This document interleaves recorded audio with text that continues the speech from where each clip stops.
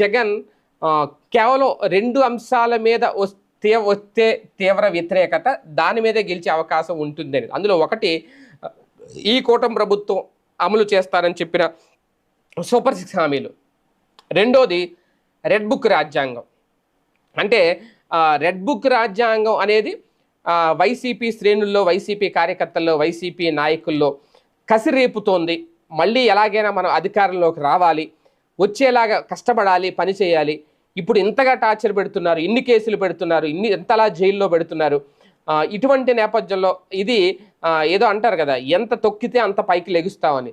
Red book పేరుతో ఎంతగా చిత్రహింసలు పెడితే, ఎన్ని అరెస్టులు చేస్తే అంతగా మళ్ళీ అధికారంలోకి అంత ఎత్తున, అంత భారీ మెజార్టీతో అధికారంలోకి రావాలనే కసి పెంచుతోంది ప్రతి ఒక్కరిలో, ప్రతి నాయకుల్లో.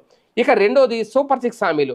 సూపర్ 6 హామీలు సాధ్యం అవుతాయా లేదా అనే దానికి సంబంధించి సూపర్ 6 100% చెప్పినట్టు